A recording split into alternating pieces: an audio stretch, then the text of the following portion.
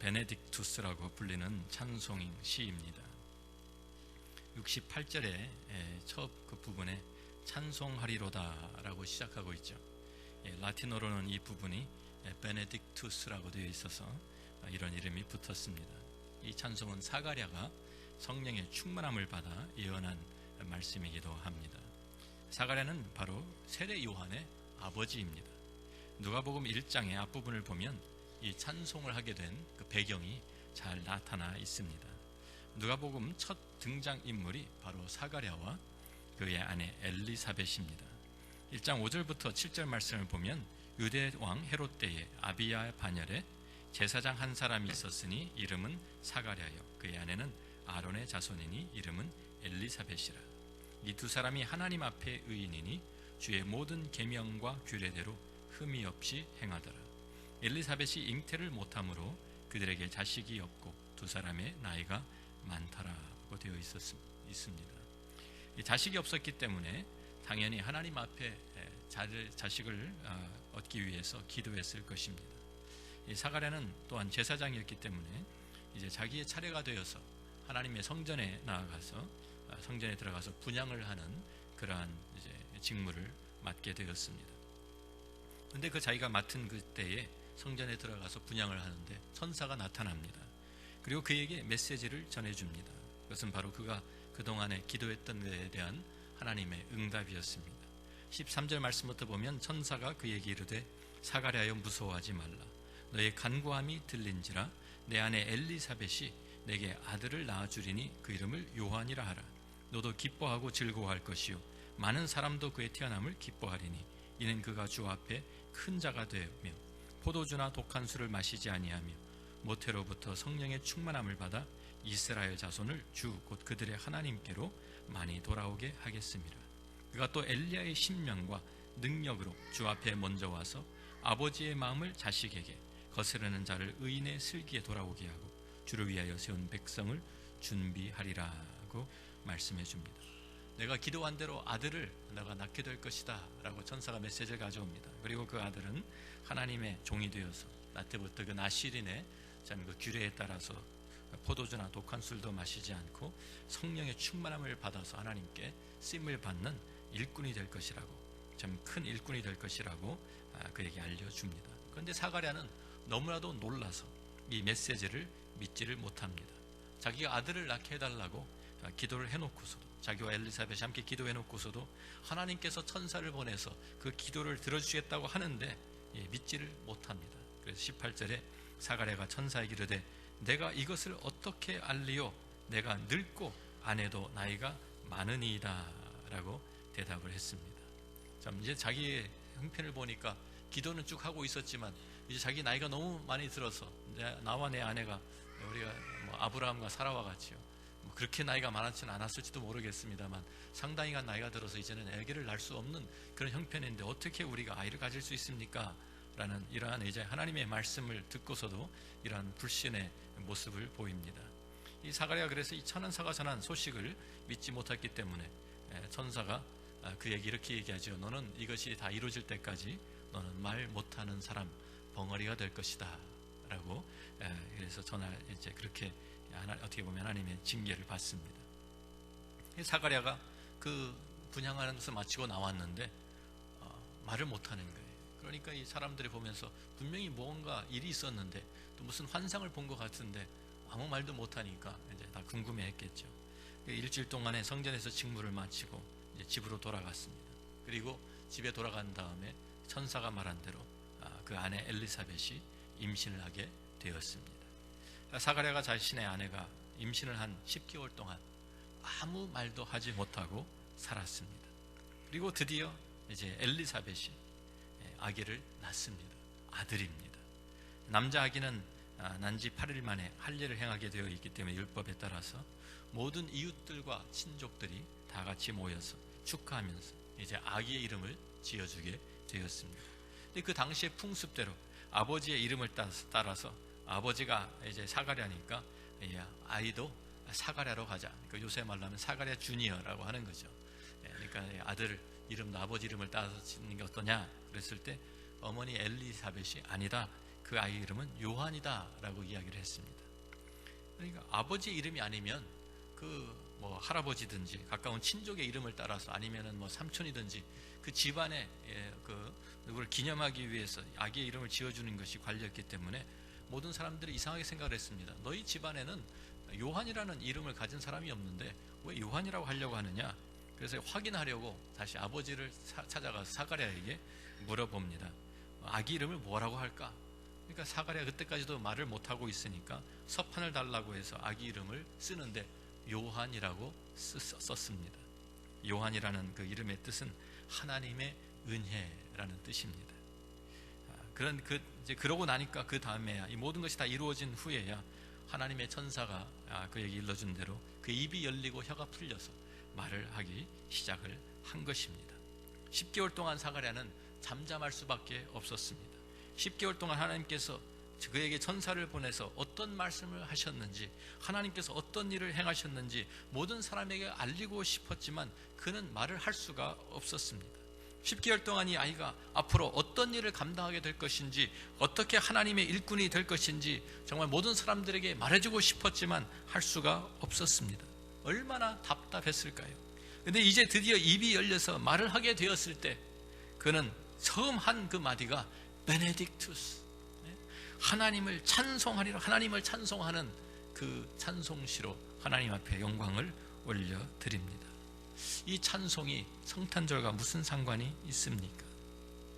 지금 사가랴는 하나님을 찬송하는데 자신이 늙어서 아들을 얻게 된 이 기쁨이나 감사를 표현하는 그러한 찬송을 한 것이 아닙니다. 사가랴는 이 아이가 태어나면서 시작이 된 새로운 시대, 새로운 하나님의 구원의 시대를 그가 도래한 것을 하나님께 감사하며 찬양을 올려드린 것입니다. 사가랴는 자신의 아들은 단지 예고편에 불과한 것을 잘 알고 있었습니다. 이 아이보다 이 아이 후에 태어날 또 다른 아이가 있는데 그 아이, 그 약속된 메시아가 드디어 오신다. 우리가 그렇게 오랫동안 기도하고 기다렸던 메시아가 오신다고 그는 찬송하고 감사하고 있는 것입니다. 내 아들 요한은 그 메시아의 길을 예비하는 자로 보내심을 받은 것뿐이다.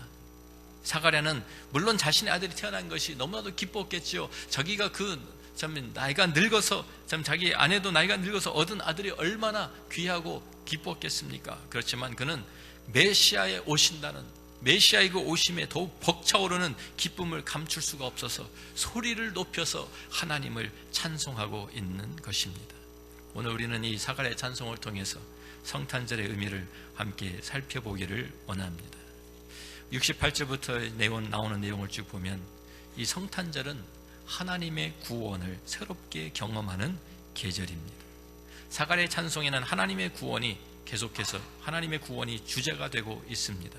68절에 보면 그 말씀 68절부터 찬송하리로다 주 이스라엘의 하나님이여 그 백성을 돌보사 속량하시며, 69절에도 우리를 위하여 구원의 뿔을 그 종 다윗의 집에 일으키셨으니, 71절에는 우리 원수에게서와 우리를 미워하는 모든 자의 손에서 구원하시는 일이라고 선포하고 있고요. 74절에 우리가 원수의 손에서 건지심을 받고, 77절에도 주의 백성에게 그 죄 사함으로 말미암는 구원을 알게 하리니 라고 계속해서 이 하나님의 구원에 대해서 그는 노래하고 있는 것입니다. 성탄절의 메시지는 바로 구원의 메시지입니다. 여기 68절에 나온 속량이라는 말은 종살이 하던 사람이, 그러니까 이제 노예가 되어서 다른 사람에게 붙들려서 종살이 하던 사람이 그 사람을 이제 자유롭게 하기 위해서 다른 사람이 가서 그 사람에게, 그 주인에게 값을 다 지불하고 값을 치르고 그 사람을 사와서 자유롭게 해주는 것이 속량이라는 뜻입니다. 사실은 우리 모두가 죄에 팔려서 죄에게 종살이하던 그런 사람들이었습니다. 우리가 로마서 3장 9절부터 12절 말씀 보면 이런 말씀이 있습니다. 그러면 어떠하냐? 우리는 나으냐? 결코 아니라 유대인이나 헬라인이나 다 죄 아래 있다고 우리가 이미 선언하였느니라. 기록된 바 의인은 없나니 하나도 없으며 깨닫는 자도 없고 하나님을 찾는 자도 없고 다 치우쳐 함께 무익하게 되고 선을 행하는 자는 없나니 하나도 없도다 라고 선언합니다. 아무도 이 세상에 아무리 찾아봐도 선한 사람이 하나도 없다는 것입니다. 유대인, 헬라인, 이방인, 우리가 어떤 사람인지 상관없이 모두 다 죄 아래에 있고 의인은 없는데 아무리 찾아도 하나도 없다. 하나님을 찾는 자도 없고 다 치우쳐서 함께 무익하게 되었고 선을 행하는 자도 없다고 성경이 선언합니다. 우리 모두는 아담의 후손이 되어서 다 죄 가운데서 태어나고 죄 가운데서 우리들은 낙인이 찍힌 사람들입니다. 로마서 3장 23절은 그래서 모든 사람이 죄를 범하였음에 하나님의 영광에 이르지 못하더니 라고 또한 말씀합니다. 그래서 우리는 다 죄에 붙들려서 죄에게 종살이하던 그런 사람들이었습니다. 그런 사람들을 하나님께서 우리를 다시 속량해 주셨다. 우리 값을 치르시고 사 오셨다. 우리를 자유롭게 하셨다라는 것입니다. 또한 우리는 죄 때문에 사형 선고를 받고 죽었던 사람들입니다. 그런데 그러한 자리에서 우리들을 구원하시고 건져 주신 것입니다. 에베소서 2장 1절부터 5절은 사도 바울이 이렇게 우리에게 말씀합니다. 그는 허물과 죄로 죽었던 너희를 살리셨도다. 그때의 너희는 그 가운데서 행하여 이 세상 풍조를 따르고 공중의 권세 잡은 자를 따랐으니 곧 지금 불순종의 아들들 가운데서 역사하는 영이라. 전에는 우리도 다 그 가운데서 우리 육체의 욕심을 따라 지내며 육체와 마음에 원하는 것을 하여 다른 이들과 같이 본질상 진노의 자녀이었더니 긍휼이 풍성하신 하나님이 우리를 사랑하신 그 큰 사랑을 인하여 허물로 죽은 우리를 그리스도와 함께 살리셨고 너희는 은혜로 구원을 받은 것이라 우리에게 말씀해 줍니다. 우리는 다 죽었던 사람들입니다. 영적으로 죽어 있었던 그런 사람들, 하나님과 동떨어져 있고 하나님과 분리되어서 죽어 있었던 우리들이고 본질상 진노의 자녀였는데 하나님께서 우리를 사랑하셔서 그 허물로 죽었던 우리를 그리스도와 함께 살려주셨다고 우리에게 말씀해 줍니다. 어떻게 이 구원을 이루셨습니까? 69절에 우리가 다시 우리 본문 말씀에 돌아가면 우리를 위하여 그 구원의 뿔을 그 종 다윗의 집에 일으키셨으니 라고 말씀합니다. 여기서 구원의 뿔은 예수 그리스도 바로 메시아를 가리키는 말입니다. 뿔이라는 것은 구약 성경에서 힘과 능력을 상징하고 있습니다. 우리 자신은 우리 스스로를 구원할 수 있는 힘과 능력이 없었는데 하나님께서 구원의 뿔이 되신 예수 그리스도를 우리를 위해서 약속대로 일으켜 주셨다라고 선포하고 있는 것입니다. 이 약속이 무엇입니까? 우리가 구약 성경을 돌아가 보면 하나님께서 참 이 메시아를 보내신다고 한 약속이 계속해서 우리에게 주어져 있습니다. 사무엘사 7장 12절부터 13절 말씀 보면 내 수완이 지금 하나님께서 참 다윗 왕에게 주시는 약속입니다. 내 수완이 차서 내 조상들과 함께 누울 때에 내가 내 몸에서 날 내 씨를 내 뒤에 세워 그의 나라를 견고하게 하리라. 그는 내 이름을 위하여 집을 건축할 것이요 나는 그의 나라 왕위를 영원히 견고하게 하리라. 다윗 왕의 그 씨가 참 하나님의 나라를 하나님 세울 것이다라고, 내 이름을 위해서 집을 건축할 것이요 나는 그의 나라 왕위를 영원히 견고하게 하리라는 이 약속, 이 메시아가 바로 약속된 다윗의 자손이었던 것입니다. 창세기 22장에 가서 보면 하나님 앞에 아브라함이 이삭을 드렸 시험을 통과한 후에 하나님께서 그에게 이렇게 또 약속하십니다. 이르시되 여호와께서 이르시기를 내가 나를 가리켜 맹세하노니 내가 이같이 행하여 내 아들 내 독자도 아끼지 아니하였은즉 내가 내게 큰 복을 주고 내 씨가 크게 번성하여 하늘의 별과 같고 바닷가의 모래와 같게 하리니 내 씨가 그 대적의 성문을 차지하리라. 또 내 씨로 말미암아 천하 만민이 복을 받으리니 이는 내가 나의 말을 준행하였음이니라 하셨다 하니라. 메시아는 바로 약속된 아브라함의 씨, 아브라함의 자손이었던 것입니다. 그래서 그 약속이 드디어 지금 누가복음에 사가랴가 바로 그 약속, 하나님께서 우리 조상들에게 주셨던 구약 성경에 예언된 바로 그 메시아가 드디어 오신다고 선포하고 있는 것입니다. 마태복음 1장에 우리가 잘 아는 대로 그래서 아브라함과 다윗의 자손 예수 그리스도의 계보라고 시작하고 있는 것이죠. 이 약속이 드디어 우리에게 이루어졌다. 70절부터 73절은 그래서 이것은 주께서 예로부터 거룩한 선지자 입으로 말씀하신 바와 같이 우리 원수에게서와 우리를 미워하는 모든 자의 손에서 구원하시는 일이라. 우리 조상을 긍휼히 여기시며 그 거룩한 언약을 기억하셨으니 곧 우리 조상 아브라함에게 하신 맹세라고 여기에 찬송하고 있습니다. 이 구원의 약속이 드디어 이루어져서 이제 우리는 죄에서 건지심을 받고 승리를 얻게 되었다는 것을 여기 노래하고 있습니다. 계속해서 74절 75절에는 우리가 원수의 손에서 건지심을 받고 종신토록 주의 앞에서 성결과 의로 두려움이 없이 섬기게 하리라 하셨도다. 성탄절의 메시지는 바로 구원의 메시지인 것입니다. 우린 성탄절을 보내면서 하나님께서 보내신 메시아 예수 그리스도를 통해서 우리의 구원을 새롭게 경험해야 될 줄로 믿습니다. 우리가 아직도 죄의 사슬과 이 죄에 묶여서 종살이하고 있다고 하면 기뻐하십시오. 예수님께서 우리를 죄에서 해방시키기 위해서 오셨기 때문입니다. 아직도 우리가 죄의 문제 때문에 괴로워하고 있습니까? 감사하십시오. 예수님께서 우리를 용서하시기 위해서 이 땅에 오신 것입니다. 우리의 죄를 위해서 죽으셨고 우리를 위해서 다시 살아나셔서 우리의 의로움이 되시기 위해서 이 땅에 육신을 입으시고 찾아오신 것이 바로 성탄절입니다. 그렇지 않으면 왜 우리가 성탄절에 기쁘다 구주 오셨네 라고 찬송하고 있습니까?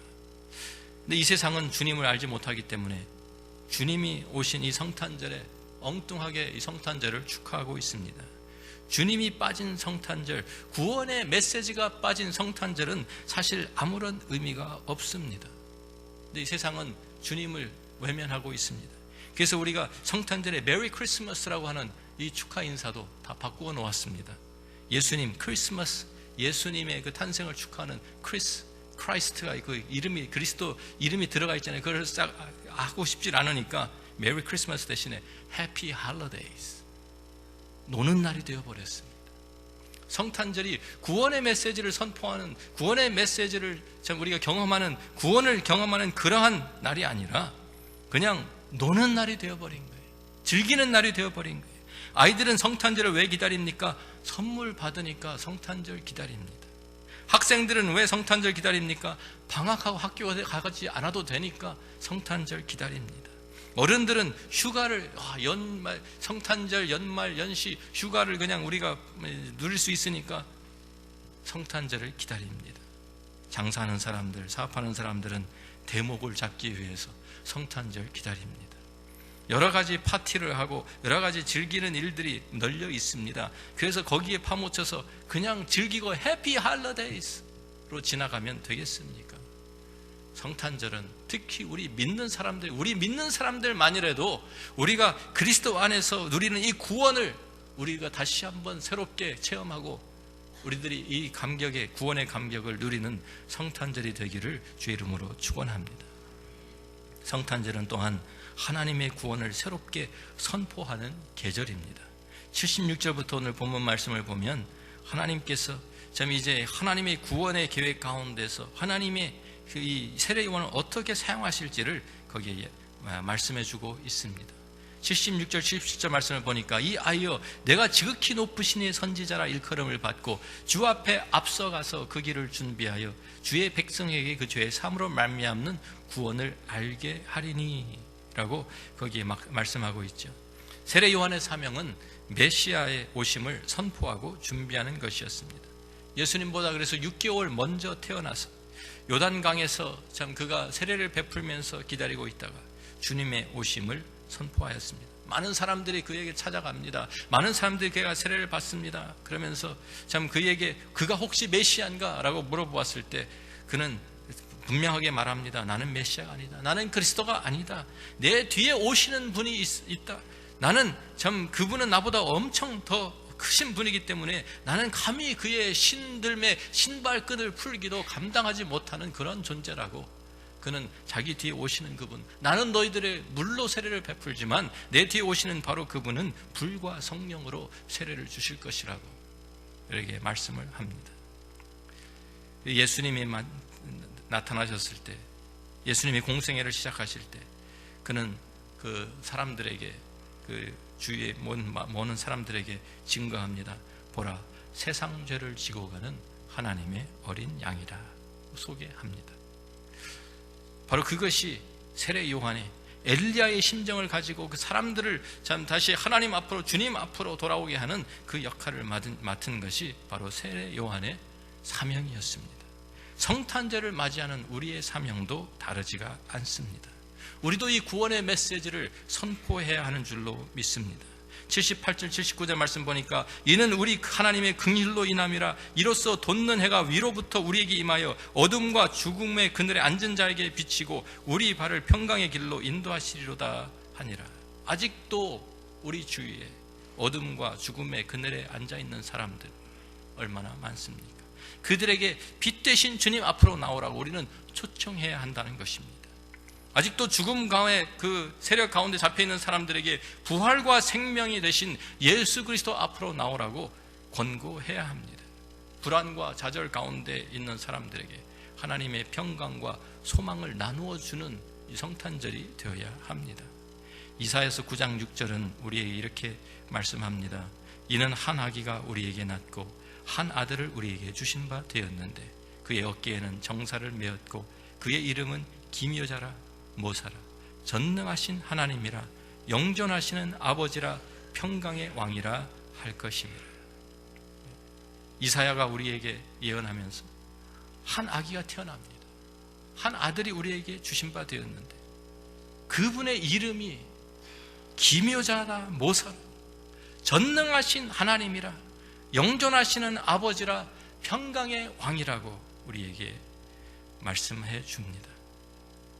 하나님이 이 땅에 육신을 가지고 육신을 입고 어린 아이로 한 아기로 태어나게 되실 것이다. 바로 그것이 이루어진 것이 성탄절인 것입니다. 우리 주위에 이 구원의 메시지를 들어야 할 사람들이 없습니까?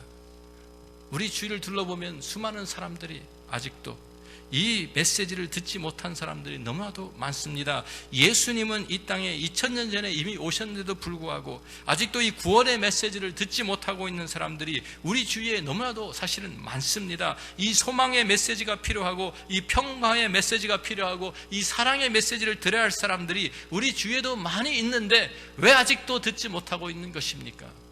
우리의 책임인 것입니다. 그들은 아직도 빛이 없는 곳에서 빛이 되신 주님을 알지 못하고 어둠과 죽음의 그늘 가운데 살고 있는데 우리들은 그들에게 왜 빛 되신 예수 그리스도를 소개하지 않고 있습니까? 주님께서는 우리를 위해서 우리의 모든 죄를 용서하시기 위해서 십자가에서 죽으시고 3일 만에 부활하셔서 우리의 모든 죄를 다 사해 주셨는데 그들은 아직도 죄 용서가 있는 것을 모르고 살아가고 있다는 것입니다. 하나님께서는 우리에게 영원한 생명, 영원한 하늘나라의 소망을 우리에게 주셨는데 예수님을 통해서 주셨는데도 불구하고 그 사람들은 아무런 소망 없이 지금 살아가고 있지 않습니까? 많은 고통 가운데서, 많은 참 그 아픔 가운데서, 슬픔 가운데서 눈물 흘리며 살고 있는데 우리는 왜 그들에게 평강의 왕이신 하나님의 평강의 왕이신 예수 그리스도를 증거하지 않고 있는 것입니까? 이번 성탄절에 가서 선포하십시오. 가서 전하십시오. 가서 나누십시오. 예수 그리스도가 오심으로 이제는 더 이상 우리들이 죄에 묶여 있을 필요가 없고 이제는 우리가 그리스도 안에서 구원을 누리고 생명을 누리고 사랑을 얻고 하나님의 평강과 기쁨을 우리가 누릴 수 있다는 이 기쁜 소식을 전하시는 성탄절의 이 구원의 메신저로서 우리의 사명을 다 감당하는 저와 여러분이 되기를 주의 이름으로 축원합니다. 기도하겠습니다.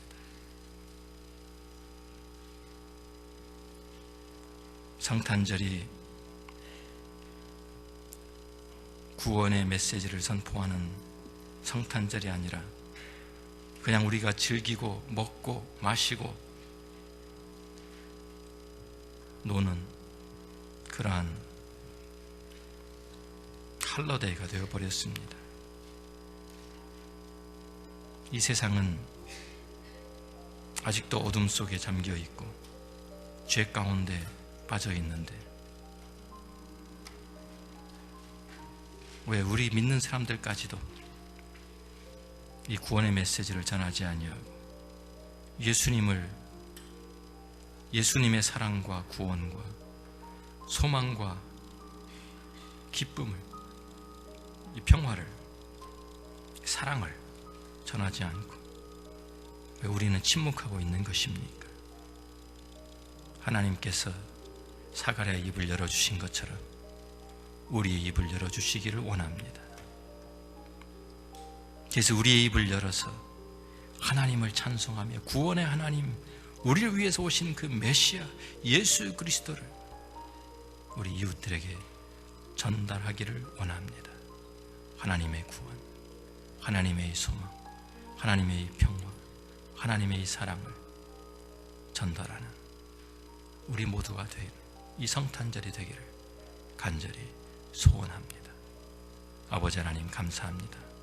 이 성탄절에 세상 사람들은 흥청망청 즐기며 먹고 마시고 하나님과는 등진 그러한 삶을 살아가고 있습니다. 아직도 어둠 가운데서, 죄악 가운데서 죄에 종살이하면서 살아가고 있습니다. 수많은 사람들이 주님이 오심을 알지 못하고 아직도 고통 가운데서 아무런 소망이 없이 살아가고 있습니다.